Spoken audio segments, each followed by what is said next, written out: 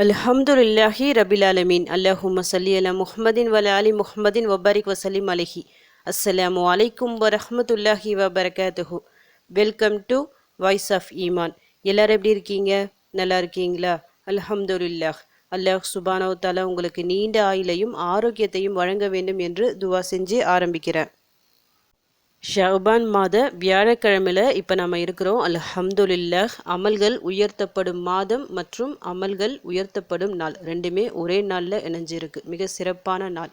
இந்த நாளில் ஓதுற மாதிரி ஒரு சிறந்த துவாவை தான் நான் சொல்ல போகிறேன்.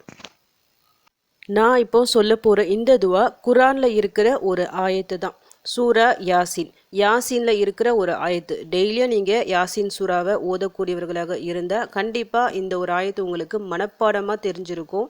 ஆனால் எத்தனை பேர் அதை நீங்கள் பொருள் உணர்ந்து ஓதிருப்பீங்கன்னு தெரியாது. ஏன்னா நீங்கள் பாட்டு ஓதிக்கிட்டே போவீங்க, அந்த ஆயத்தோட பொருள் என்ன சொல்லிட்டு விளங்கி இருக்க மாட்டீங்க. இந்த பொருளோடு நான் இன்னைக்கு கொடுத்துருக்கேன். அந்த பொருளை விளங்கி இந்த ஒரு ஆயத்தை நீங்கள் ஓதி அல்லாஹ்விடம் துவா செஞ்சு பாருங்கள்.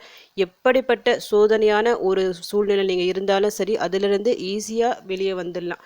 அவ்வளவு சிறந்த ஆயத்து. இது தீர்க்கவே முடியாது, இது முடியவே முடியாது, வீட்டில் ஒரே பிரச்சனைகள் கஷ்டங்கள் தொடர்ந்து கொண்டு இருக்கு சொல்லிட்டு என்ன பிரச்சனை உங்களுக்கு இருந்தாலும் சரி, எப்படிப்பட்ட தேவை ஆக வேண்டி இருந்தாலும் சரி, இந்த ஒரு ஆயத்தை மட்டும் குறிப்பிட்ட எண்ணிக்கையில் உங்களால் முடிஞ்ச அளவுக்கு அதிக எண்ணிக்கையில் ஓதி துவா செஞ்சு பாருங்க. இன்ஷா அல்லாஹ் எல்லாம் உங்கள் வசப்படும்.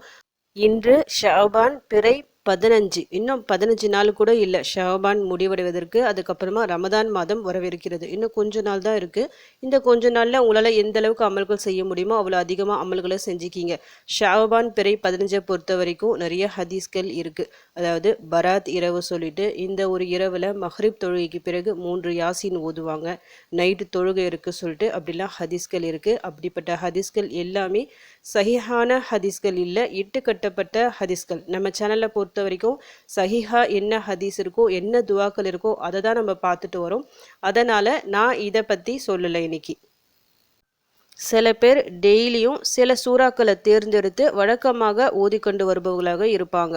அதில் ஒன்றுனா என்ன, சூரா ரஹ்மான் ரஹ்மான் ஓதுவாங்க, வாக்கியா ஓதுவாங்க, சூரா முல்க் ஓதுவாங்க, சூரா சஜிதா ஓதி இருப்பாங்க, முசமில் ஓதி இருப்பாங்க, யாசின் ஓதி இருப்பாங்க. இந்த மாதிரி சில சூறாக்களை செலக்ட் பண்ணி அவங்க டெய்லியும் ஓதிட்டு வருவாங்க. அதில் குறிப்பாக மஹ்ரிப்க்கு அப்புறம் அதிகமாக பேர் ஓதுற ஒரு சூறா யாசின் சூறா. இதை ஓதணும் தான் அப்படின்னா அவசியம்னா அப்படின்னா கட்டாயம் இல்லை, இந்த நேரத்தில் தான் ஓதணும் அப்படிலாம் சொல்லப்படலை. குரானில் இருக்கிற ஒரு சூறாவா நீங்கள் எந்த நேரத்துலையும் எப்போ வேணாலும் ஓதலாம், அதில் எந்த தடையும் இல்லை. அப்படி நீங்கள் எப்பெல்லாம் யாசின் சூறா எடுத்து ஓதுவீங்களோ இன்றைக்கி கண்டிப்பாக நீங்கள் ஓதுவீங்க. அதாவது மஹ்ரிப், சில பேர் மஹ்ரிப் தொழுதுட்டு ஓதக்கூடியவராக இருப்பாங்களே யாசின் சூறா. அப்படி ஓதும்போது நான் இப்போ சொல்லக்கூடிய இந்த ஒரு ஆயத்தை எடுத்து பர்டிகுலராக இதை கொஞ்சம் நல்லா பாருங்கள். அதனோட பொருளை உணர்ந்து நீங்கள் ஓதி பாருங்கள். இன்ஷா அல்லாஹ் உங்களுடைய எல்லா பிரச்சனைகளும் நீங்கும். இதை ஓதி அல்லாஹ்விடம் கையேந்தி உதவி கேளுங்க.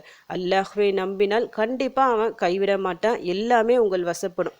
இப்போ அந்த ஒரு ஆயத்தை உங்களுக்கு ஓதி காமிக்கிறேன். இன்னமா அம்ருஹு இதா அராத ஷைஅன் ஐ யகூல லஹு குன் ஃபயகூன்.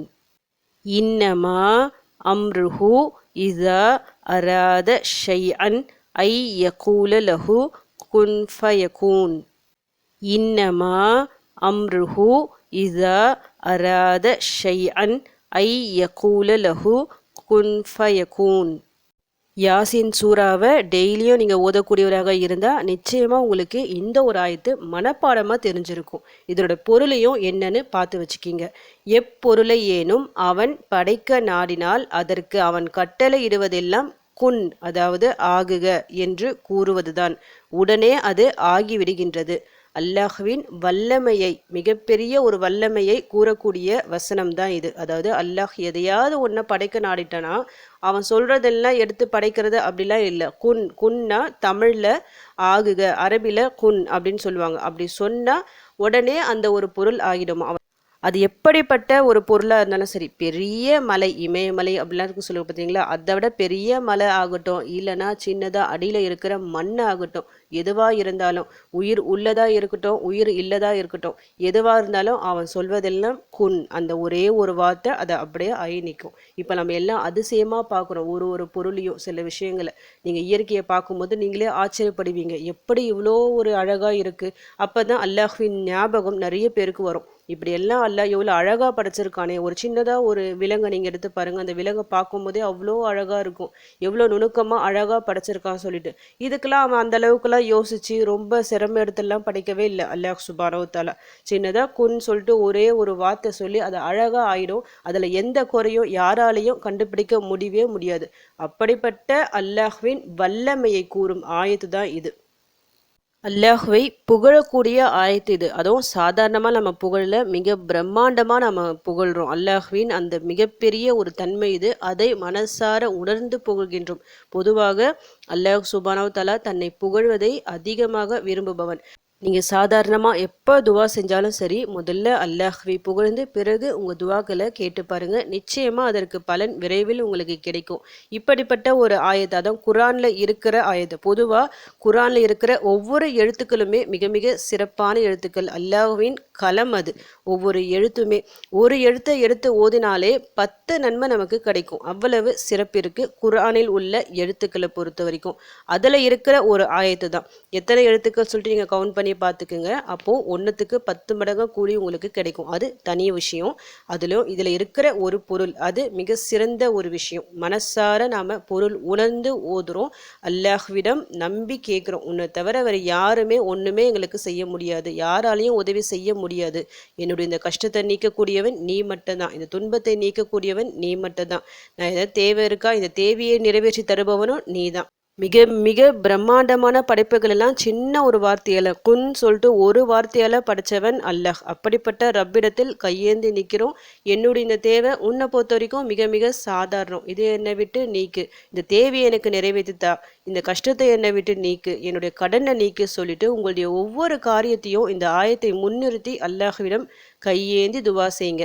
எப்போ இந்த ஓதணும்னா, இன்னைக்கு வியாழக்கிழமை சிறப்பான நேரம். வியாழக்கிழமையில மஹ்ரிப் நேரம். குறிப்பாக மஹ்ரிப் தொழுதுட்டு அதே இருப்பில் யார்கிட்டையும் பேசாமல் இந்த ஒரு ஆயத்தை உங்களால் எந்த அளவுக்கு அதிகமாக ஓத முடியுமோ அவ்வளவு அதிகமாக ஓதி அல்லாஹ்விடம் கையேந்தி துவா செய்யுங்க. அழுது துவா செய்யுங்க. சஜிதால துவா செய்யுங்க. உங்களை எல்லா தேவைகளையும் சொல்லுங்க. ஒரு தேவை தான் கேட்கணும்னு இல்லை, எவ்வளோ தேவை நீங்கள் கேட்டாலும் சரி, எல்லாத்தையும் அல்லாஹ் நிறைவேற்றி தருவான். அவன் நினைச்சா ஒரு நொடி கூட தேவையில்லை உங்கள் வாழ்க்கையை அடியோட மாறுவதற்கு. நம்பிக்கையுடன் கேளுங்க. அது மிக முக்கியம். எப்பவுமே நம்பிக்கை விட்டு போகக்கூடாது. நான் கேட்ட இந்த தேவை நிறைவேறுமா, இவ்வளோ பெரிய விஷயமா இருக்கே, இதெல்லாம் நடக்குமா சொல்லிட்டு நீங்கள் அல்லாஹ்வின் அந்த ரஹ்மத்தின் மீது ஒருபோதும் நம்பிக்கை இழக்க வேண்டாம்.